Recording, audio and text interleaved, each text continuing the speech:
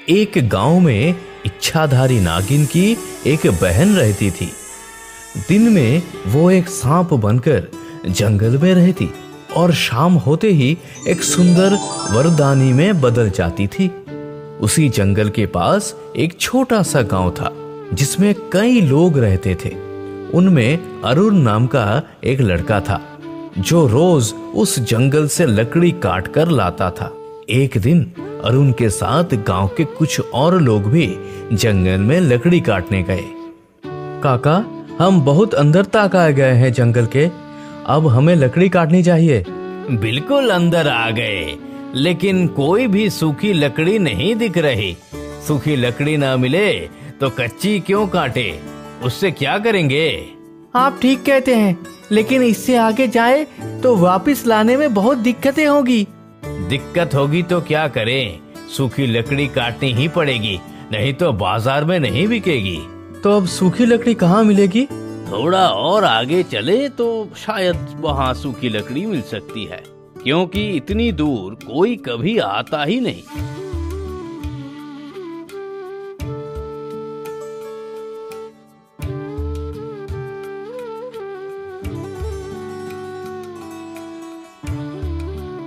अरे देखो, यहाँ पर बहुत सारे सूखे पेड़ हैं।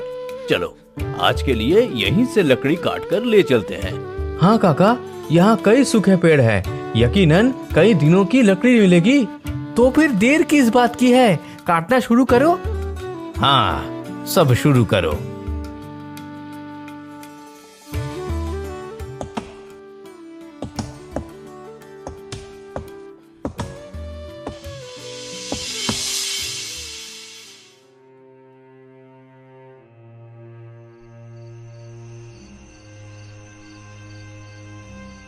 क्या रे अरुण, मेरी मदद करते करते तेरी अपनी अब तक की लकड़ी काटना ही पूरा नहीं हुआ। उधर तो शाम भी हो गई, अब घर की तरफ नहीं चले तो जाते जाते बहुत रात हो जाएगी। बस थोड़ा और समय लगेगा, फिर हो जाएगा। काका, आप बुढ़े हो, अंधेरे में शायद ठीक से नहीं देख पाएंगे। चलिए आप और मैं साथ चलते हैं, अरुण फिर लकड़ी पर बांध कर ले आएगा। वो कैसे हो सकता है? इसे यहाँ छोड़ना ठीक नहीं होगा। इस जंगल में कहाँ क्या है, ये कौन कह सकता है? काका, आप मेरी चिंता मत करो, मैं ठीक पहुँच जाऊंगा। आप लोग गनी भाई के साथ लौट जाइए। ऐसा करना ठीक नहीं होगा।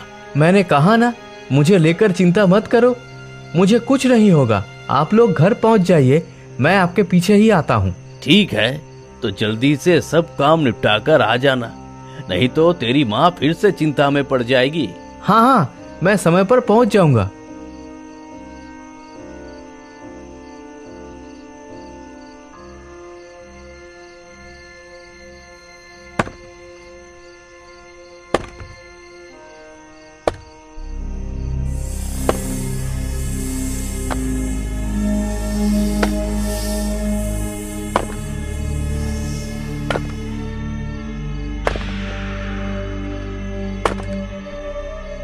अरे अरे, ये देखिए, आप शाम के वक्त इस जंगल में लकड़ी काट रहे हैं, क्यों? आप कौन हैं? और जंगल के भीतर आप क्या कर रही है? मैं इस जंगल की एक लकड़हारा की बेटी हूँ। ये बहुत पास में हमारा घर है। मेरे पिता भी अभी तक घर नहीं लौटे। कटाई की आवाज सुनकर मैं उन्हें खोजने आई हूँ। ओह, मैं तो डर ही गया था, सोच रहा था कोई भूत प्रेत आ गया क्या। तो आप अकेले अकेले शाम के बाद जंगल में आने से डरते नहीं हैं? नहीं, मुझे डर नहीं लगता। मैं यही जंगल में पली बड़ी हूँ। दिन और रात मेरे लिए बराबर है। मैं आपकी तरह बहादुर नहीं हूँ। अगर बहादुर ना होती तो इतनी शाम में जंगल में अकेले क्यों रहती? दिन रहते ही चली जाती। मैं चलता, लेकिन माँ बीमार है, उनका इलाज करना है। ग्रामीणों के लिए भी मदद करना चाहता था, इसलिए अधिक लकड़ी काट रहा था, इसलिए देर हो गई। ठीक है, आज आप ये लकड़ी ले जाइए। आप कल इस समय फिर आना, मैं आपकी माँ के इलाज में मदद करूँगी। नहीं, आपको हमारी तरह की लकड़हारा परिवार से हूँ, आपकी स्थिति शायद हमारी जैसी नहीं होगी। आप क्या सोच रहे होंगे, क्या मैं नहीं जानती? इस जंगल में कुछ खास पेड़ है जिन्हें केवल हम जानते हैं।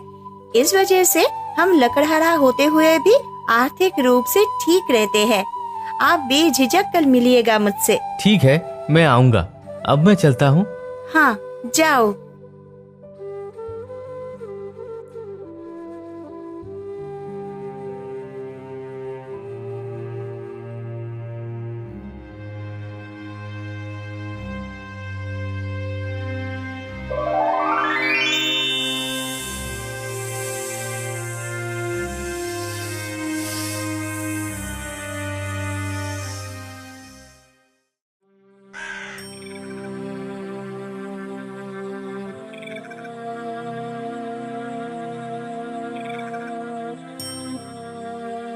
अरे अरुण, तुम आ गए बेटा।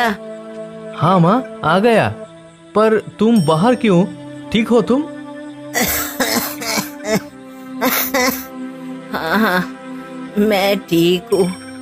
तुम देर से लौटे, इसलिए मैं बाहर बैठी तुम्हारा इंतजार कर रही थी। अंदर आ जाओ बेटा, खाना खाओ। तुम ठीक महसूस करती हो?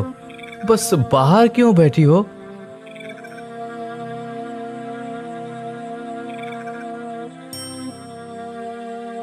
इतने बुखार को लेकर बाहर क्यों बैठी हो माँ?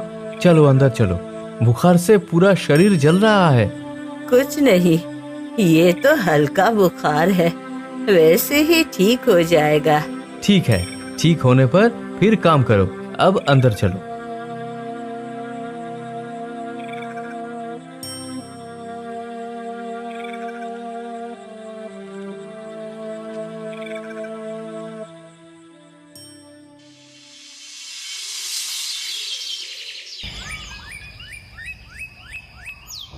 माँ, मैं लकड़ी काटने जा रहा हूँ, तुम ठीक से खाना खा लेना।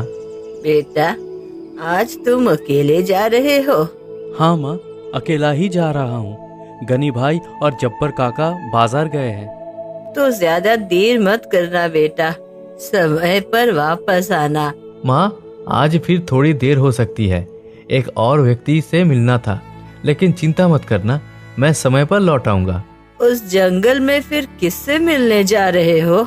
है माँ, है, सब बात बाद में। अब मैं चला। ठीक है, जाओ। छोटा छोड़कर उसका पिता चला गया। उसके बाद से ये बच्चा सिर्फ तकलीफ में ही है। उसका कष्ट सहन करना मुश्किल है मेरे लिए।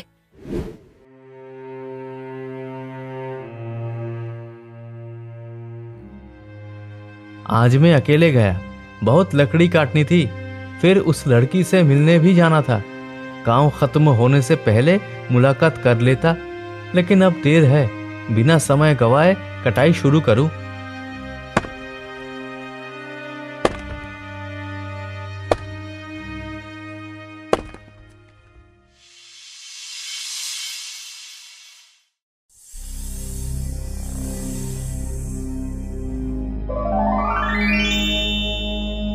ये देखो, तुम सो गए क्या? हाँ, तुम्हारी प्रतीक्षा में कब सो गया पता ही नहीं चला। ये लो, इन्हें रख लो, इससे तुम्हारी जरूरतें पूरी हो जाएंगी और तुम चाहो तो गांव के गरीब लोगों की भी मदद कर सकते हो। यानी वहाँ इतना धन है, इतनी दौलत तुम मुझको क्यों दे रही हो? ऐसा है, हमारी जरूरत नहीं है ये पैसा। सोचा अगर तुम्हें थोड़ा दे दूं तो तुम्हारे सबके काम आएंगे। ठीक है, मैं ले लेता हूँ। बहुत बड़ा एहसान किया तुमने, मगर तुम्हारा नाम तक नहीं बताया।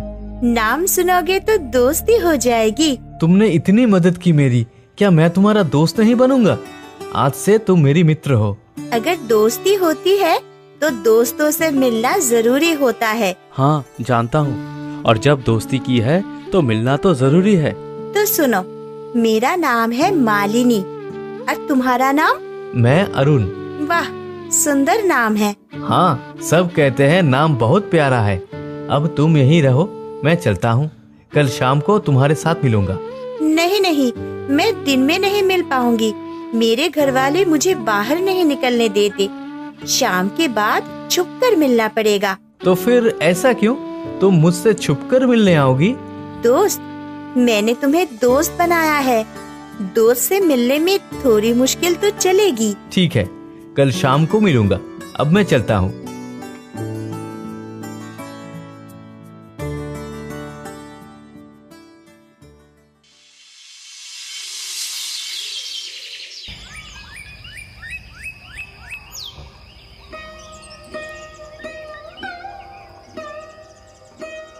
अरे, तुम इतनी जल्दी क्यों निकल रहे हो और मुझे लेकर कहाँ जा रहे हो तुम? तुम्हें इस हालत में कहाँ ले जाऊं, लेकिन डॉक्टर के पास जरूर ले जाऊंगा। डॉक्टर के पास गए तो बहुत खर्चा होगा। तुम्हारे पास इतना पैसा कहाँ से होगा? ओह, अब तुम्हें चिंता नहीं करनी चाहिए। पैसे का इंतजाम क्या है? अरुण, तुम लकड़ी काटने जाओगे क्या? नहीं काका, आज लकड़ी नहीं काटूंगा। मुझे माँ को अस्पताल लेकर जाना होगा। तो मेरा क्या होगा? तुम और गनी मिलकर रोज मेरे लिए लकड़ी काटते थे। आज गनी भी नहीं काटेगा, फिर कल क्या खाएंगे? चिंता मत करो काका, जब माँ को साथ ले जाऊंगा तुम्हें कुछ पैसे दूंगा। तुम एक छोटा सा कारोबार कर सकते हो, फिर तुम्हें लकड़ी काटने की जरूरत नहीं पड़ेगी और घर जाकर आराम से रहो। लेकिन इतना पैसा तू कहाँ से लाएगा? वैसे भी तेरी माँ का इलाज कराने में बहुत पैसा लग जाएगा। वो सब तुम्हें सोचने की जरूरत नहीं है काका, अब तुम घर जाओ।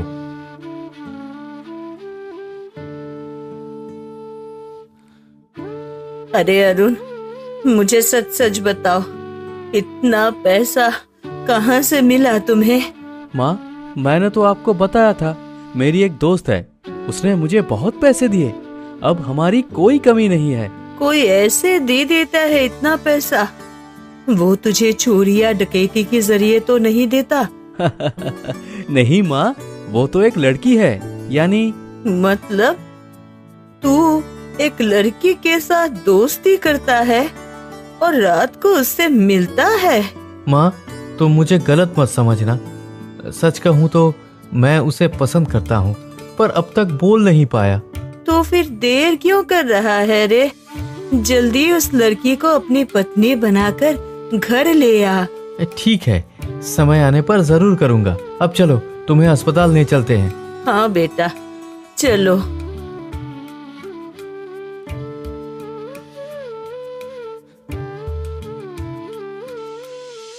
इस तरह कई दिन बीते। इस बीच अरुण और मालिनी का रिश्ता धीरे धीरे प्रेम में बदल गया। एक पूर्णिमा की रात अरुण और मालिनी बैठे कहानी सुना रहे थे।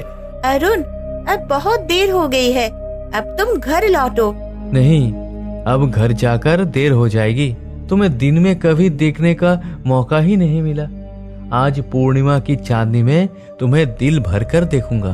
अगर चाँद की रोशनी मेरे शरीर को छू गई तो मैं सांप बन जाऊंगी। अगर अरुण समझ गया कि मैं इंसान नहीं तो वह मुझे भुला देगा और फिर मेरे पास नहीं आएगा। तुम क्या सोच रही हो? कुछ नहीं, बस आज थोड़ी जल्दी घर जाना है। लेकिन पहले इतनी जल्दी क्यों? आज तो दिन में भी जल्दी नहीं गई, फिर इतनी जल्दी क्यों? तुम नहीं समझ पाओगे, मैं जाती हूँ, बाकी कल देखेंगे। रुको, मुझे लग रहा है तुम कुछ छुपा रही हो। सच बताओ, तुम्हें क्या हुआ? कुछ नहीं, पर मेरा जाना जरूरी है। मालिनी, सच्चे प्रेम में कोई झूठ नहीं छुपाना चाहिए, क्योंकि वही झूठ बाद में रिश्तों को तोड़ देता है। तुम्हारी आंखों से साफ दिखता है तुम कुछ छुपा रही हो मुझसे। हाँ, मैं तुमसे एक बात छुपा रही थी। मैं हमेशा सोचती थी अगर तुम सच जान लोगे तो मुझे गलत समझोगे और भूल जाओगे। मैं तुमसे बहुत प्यार करती हूँ अरुण। सच्चे प्यार में विश्वास होता है। मैं भी तुमसे प्यार करता हूँ और किसी भी हाल में तुम्हें भूलूंगा नहीं। तो सुनो, असल में मैं कोई साधारण इंसान नहीं हूँ।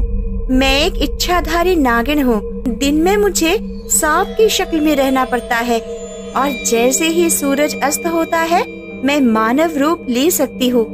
तुमसे पहली बार मिलते ही तुम मुझे पसंद कर गए थे, इसीलिए मैं हमेशा तुम्हारे पास रहती। लेकिन आज पूर्णिमा की रात है, चांदनी मेरे शरीर को छूते ही मैं फिर से सांप बन जाऊंगी अरुण। इतनी बड़ी सच्चाई तुमने मुझसे क्यों छुपाई मालिनी? क्या सोचती थी कि मैं तुमसे मुंह मोड़ दूंगा? मुझ पर विश्वास करो अरुण।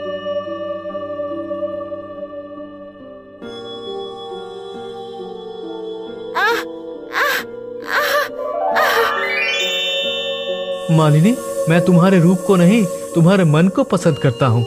इसलिए तुम सांप हो या कुछ और, तुम्हें प्यार करता हूँ और कभी भूलूंगा नहीं तुम्हें। हे मानव, मैं तुम्हारे प्रेम से प्रभावित हूँ। तुमने सिद्ध कर दिया कि सच्चा प्यार सभी से ऊपर होता है और प्यार की शक्ति सब कुछ जीत सकती है। इसलिए मैं सर्पराज तुम दोनों के प्रेम में कोई बाधा नहीं डालूंगा।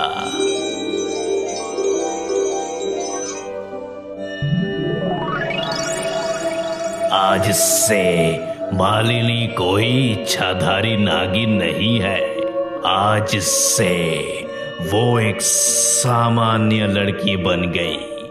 अब तुम सुंदर प्यार का घर बनाओ, सुख और शांति से रहो, सदा खुश रहो। सर्पराज ने प्रसन्न होकर मालिनी को स्थायी रूप से मानव बना दिया। फिर अरुण ने मालिनी से विवाह किया और दोनों सुख शांति से जीवन बिताने लगे।